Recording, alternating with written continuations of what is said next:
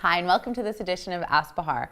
I'm your host, Bahar Sadat, and joining me today is my co-host and public company expert at Davidson Company, Rez Bahar. Rez, hello, and thank you for being here today. Thanks for having me, Bahar. It's great to be back. Rez, we've had a couple questions from our viewing audience on IFRS9. What exactly is it?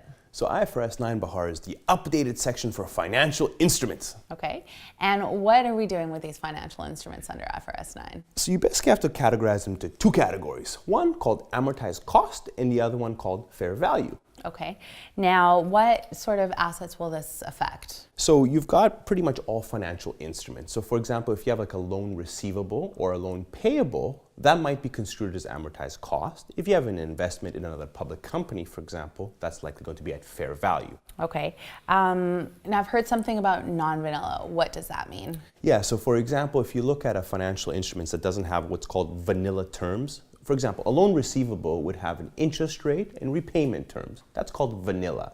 If you have other complex instruments like hedging and depending on certain events, it might be construed at fair value. So why isn't it just called chocolate? Well, chocolate would be fair value, vanilla would be at amortized cost, likely. Okay, so if I've got a convertible loan receivable, do I still get to bifurcate? No more bifurcation, Bahar. You're kidding? No more. But I love bifurcating. I love it too, but you can't do it.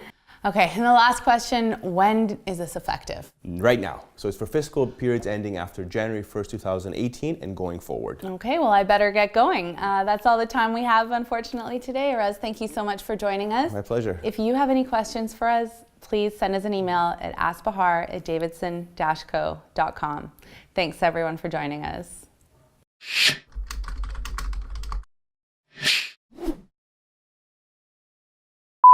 What exactly is it?